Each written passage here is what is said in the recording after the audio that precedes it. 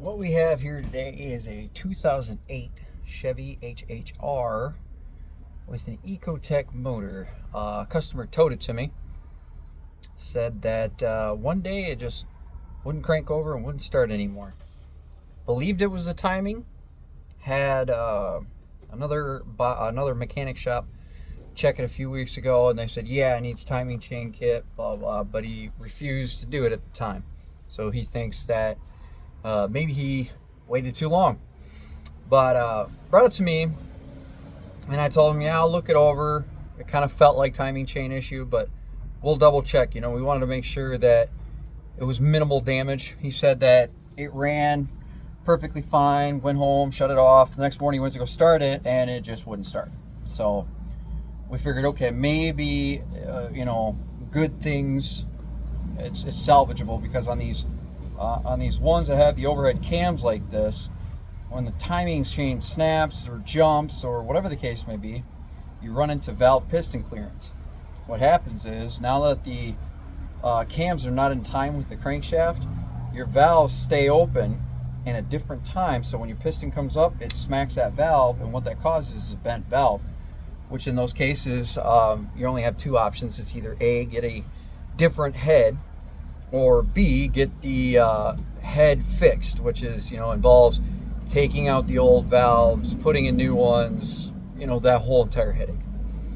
But I told the customer, I said, I'll look into it, and we'll see how bad it is, and if we're gonna need another head or not. And he said, let me know, because as soon as it gets it up and running, he's like, I'm gonna trade it in on a newer vehicle. He's like, I'm kind of tired of this vehicle.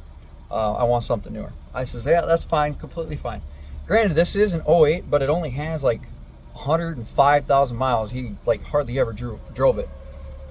So I got it up to the shop finally today, and I started pulling off the intake manifold, the little shroud, the fan shroud, or not the fan shroud, but the filter shroud. Got that off, and then took the coil packs off, and then took the valve covers off.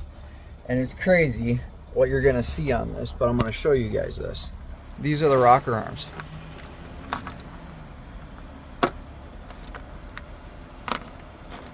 There was not a single one that I could not take out by hand, and so many broken rocker arms.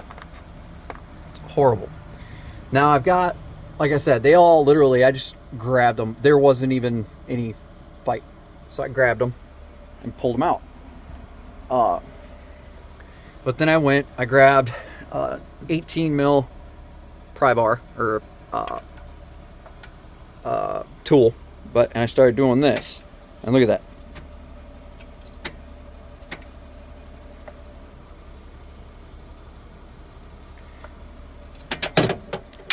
The tensioner either failed, or the chain in itself stretched, and it's very, very loose. Like, it's kind of hard to see here, but it's horrible.